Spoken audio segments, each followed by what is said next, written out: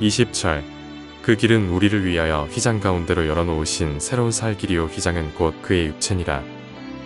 22절 우리가 마음의 뿌림을 받아 악한 양심으로부터 벗어나고 몸은 맑은 물로 씻음을 받았으니 참 마음과 온전한 믿음으로 하나님께 나아가자.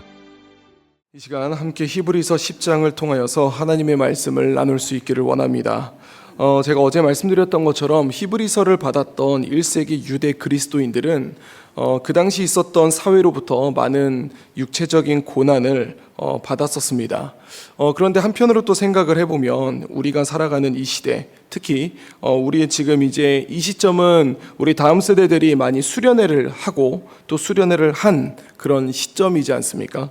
그래서 그 2박 3일의 그 은혜가 있는데 중요한 것은 그 은혜로 어떻게 살아가는가가 대한 그런 부분들도 굉장히 많이 중요합니다. 그 얘기는 무슨 얘기냐면 2박 3일은 굉장히 즐겁고 2박 3일은 은혜 가운데 있지만 다시 일상으로 돌아가면 그런 것들이 사라질 수도 있다라는 것이죠.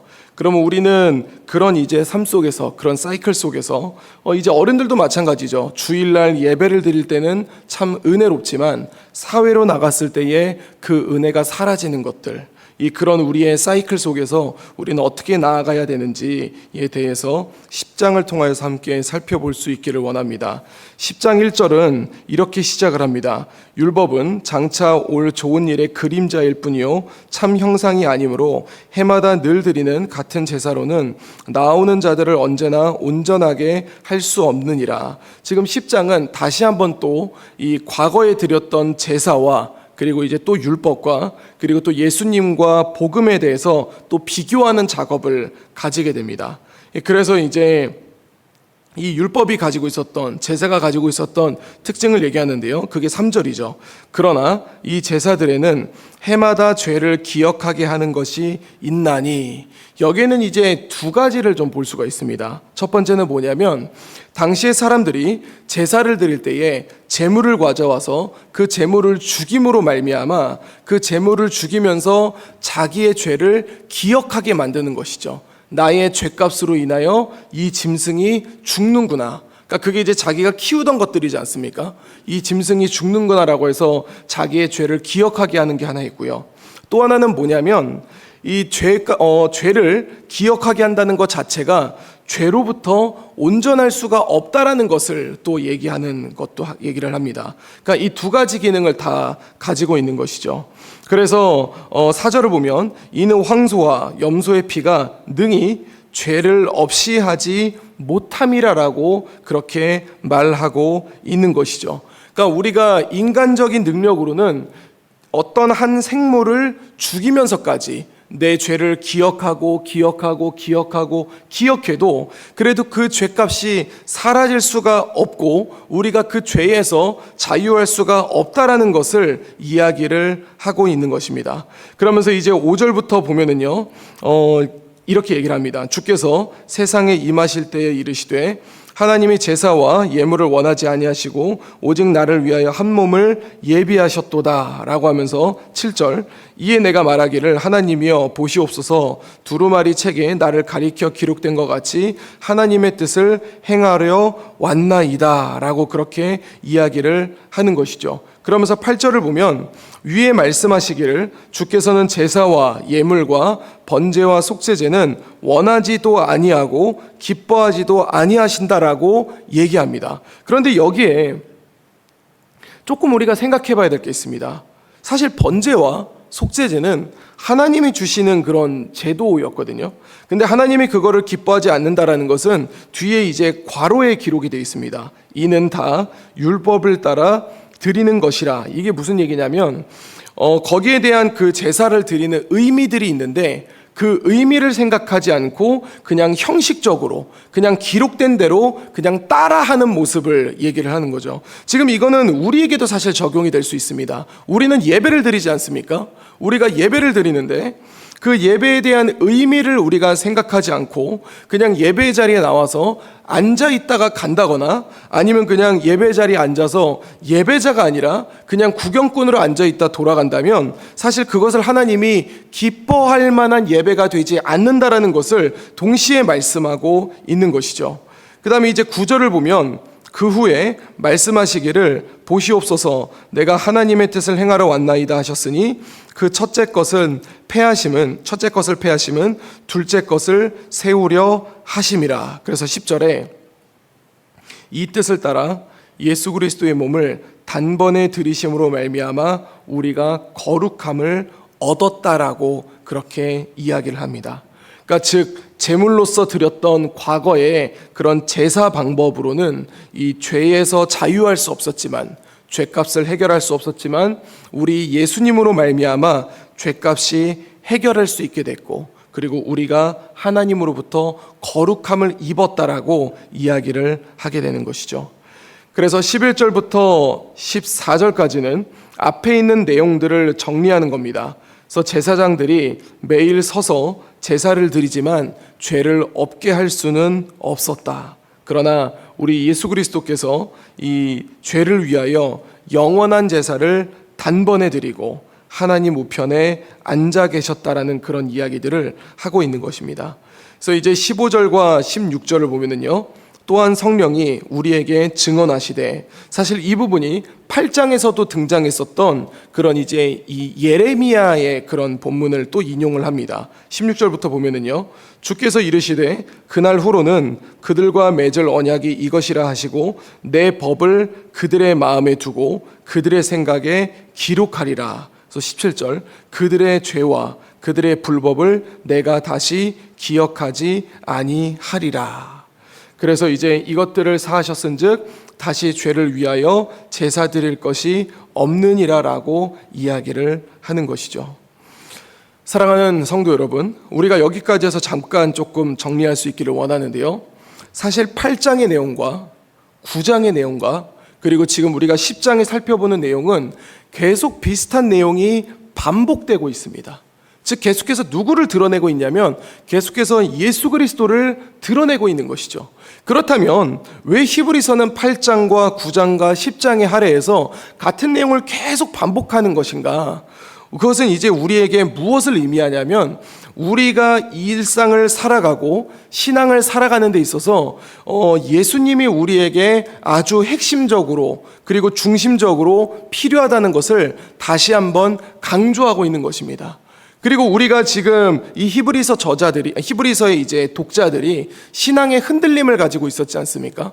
그러니까 우리가 신앙적으로 어려움이 있고 믿음이 흔들릴 때에 우리가 붙잡아야 될 것은 예수 그리스도라는 것을 다시 한번 이야기해 주고 있는 것이죠. 즉 지금 우리가 보고 있는 내용은 어떤 내용이냐면, 단순히 예수 그리스도를 이야기한 것이 아니라 예수님이 우리를 위하여 행하신 일, 즉 복음에 대해서 이야기하고 있고 우리가 그 복음을 붙잡아야 된다는 것을 말해주고 있는 것입니다. 이제 19절부터 보면은요, 이렇게 기록되죠. 그러므로 형제들아 우리가 예수의 피를 힘입어 성소에 들어갈 담력을 얻었나니. 그리고 20절 그 길은 우리를 위하여 휘장 가운데로 열어놓으신 새로운 살 길이요 휘장은 그의 육체니라. 이 길에 대한 부분들도 우리가 살펴봤지 않습니까? 과거의 제사의 방법으로는 길이 없었는데, 근데 본문을 보면은 이제 뭐라고 기록이 되냐면 예수님이 그 길을 열어놓았다라고 얘기를 하죠. 그러니까 우리가 하나님께 나아갈 수 있는 길을 열어놓았다라는 것을 얘기하는 겁니다. 그러니까 과거에는 제사장을 통해서만, 그러니까 제사장들만 하나님을 만날 수 있었는데 이제 우리는 그 예수님을 통하여서 하나님을 만날 수 있게 되었으니, 그러면서 뭐라고 이야기를 하냐면 22절이죠. 우리가 마음의 뿌림을 받아 악한 양심으로부터 벗어나고 몸은 맑은 물로 씻음을 받았으니 참 마음과 온전한 믿음으로 하나님께 나아가자라고 이야기하고 있는 겁니다. 그러니까 우리가 지금 복음이 있으니까 그 복음을 붙들고 너희의 믿음을 버리지 말고 하나님께 나아가자라고 이야기하고 있는 것이죠. 그러면서 23절부터 25절은 우리의 행실을 얘기합니다. 우리가 믿는 도리의 소망을 움직이지 말며 굳게 잡고, 24절 서로 돌아보아 사랑과 선행을 격려하며, 힘든 너희의 이웃을 사랑과 선행으로 격려하라고 이야기를 합니다. 그리고 25절에 모이기를 패하는 어떤 사람들의 습관과 같이 하지 말고 오직 권하여 그날이 가까움을 볼수록 더욱 그리하자. 더욱 우리가 모이고 우리가 주 안에 모여서 함께 교제하고 함께 나누고 서로 격려하고 서로 이 사랑을 베풀면서 우리가 우리의 믿음을 더욱더 굳건히 하자라고 그렇게 본문은 이야기하고 있습니다. 그러면서 이 본문은 또 하나의 경고를 하게 됩니다. 본문은 어떤 얘기를 하고 있냐면요, 단순히 예수님을 믿는 우리가 예수님 앞에 믿음을 지키는 것과 지키지 않는 것은 우리의 선택을 이야기하는 것이 아니라 우리가 만약에 이 믿음을 지키지 않았을 때 어떤 일이 일어나는지에 대해서 이야기를 합니다. 28절을 보면은요, 모세의 법을 패한 자도 두세 증인으로 말미암아 불쌍히 여김을 받지 못하고 죽었거든. 29절입니다. 하물며 하나님의 아들을 짓밟고 자기를 거룩하게 한 언약의 피를 부정한 것으로 여기고 은혜의 성령을 욕되게 하는 자가 당연히 받을 형벌은 얼마나 더 무겁겠느냐. 그러니까 우리가 예수님을 믿음으로 말미암아 구원을 얻고 예수님으로 말미암아 하나님의 자녀가 되었는데, 즉 우리는 예수님의 피값으로 우리가 의롭게 된 것이죠. 그런데 우리가 그렇게 은혜를 받았음에도 불구하고 예수 그리스도를 버리고 세상의 것을 쫓아가던가 세상의 것을 의지하게 됐을 때에 지금 우리는 모릅니다. 우리는 이 자리에 있을 때 사실 다 앉아 있고요, 또 더울 때 에어컨도 나오고 추울 때 히터도 나옵니다. 그러니까 우리는 지금 아무런 것도 모르겠죠. 그러나 중요한 것은 무슨 얘기냐면, 결국 우리가 그렇게 세상 가운데서 하나님을 의지하지 않고 다른 것을 섬긴다면, 즉 영적인 간음을 하게 됐을 때에 우리가 받을 형벌이 얼마나 무겁겠는지 너희는 생각하라고 그렇게 본문은 강력하게 경고하게 됩니다. 그러면서 32절에 다시 한번 이들을 이제 위로하고 격려하는데요.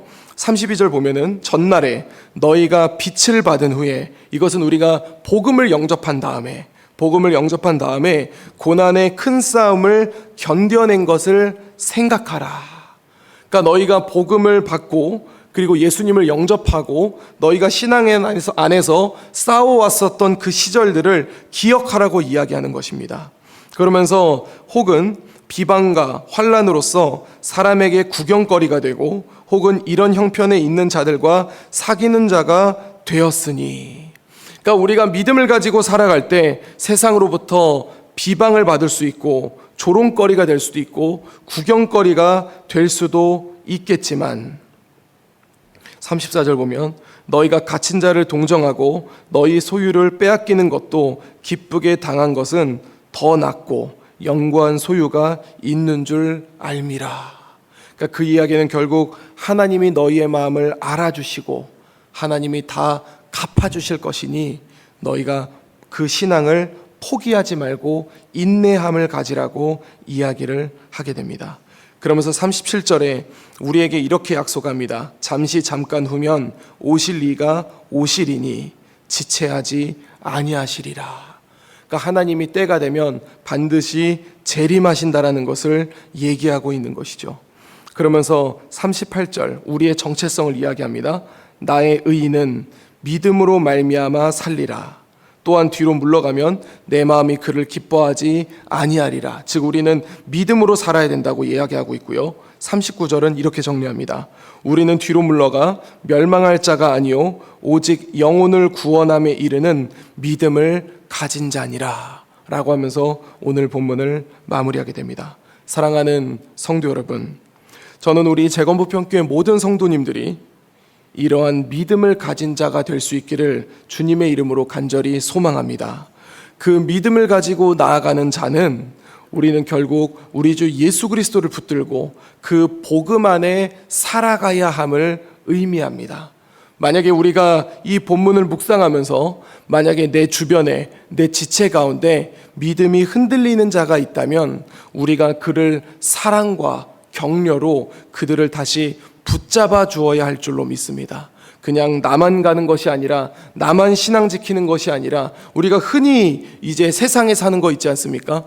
못하는 자들을 바라보며 비난하고 그 다음에 그들을 평가하는 거, 그런 모습으로 우리가 가는 것이 아니라 그들을 불쌍히 여기고 그들에게 긍휼한 마음을 가짐으로써 그들을 위해 기도하고 그들을 권면하고 그들을 격려하여서 우리 교회 모든 성도들이 우리 주 예수 그리스도의 복음으로 말미암아 살아갈 수 있는 이 그날을 소망하며 전진해 나아가는 우리 재건부평교회 모든 성도님들이 될 수 있기를 우리 주 예수 그리스도 이름으로 간절히 축원드립니다. 기도하겠습니다. 이제 오늘 받은 말씀으로 함께 기도하겠습니다. 하나님과 막혀있던 곳에 길을 열어주신 예수님의 은혜를 잊지 않게 하옵소서. 그 예수님의 은혜를 바라보며 믿음을 가지고 전진하는 우리가 되게 하소서.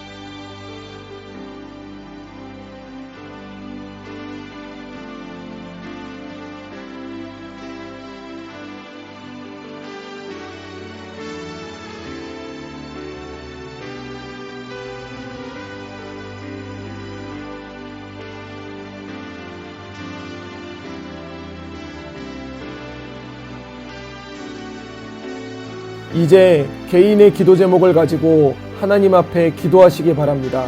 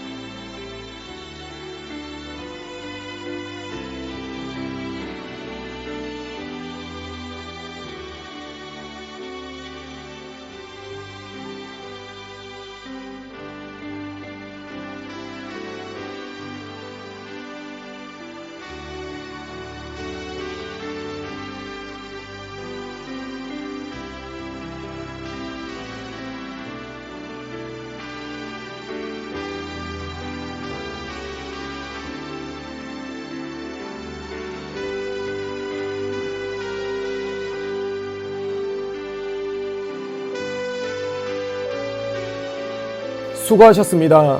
오늘도 하나님의 인도하심 가운데 승리의 하루를 보내시는 우리 재건부평교회 모든 성도님들이 되시기를 주님의 이름으로 축복합니다.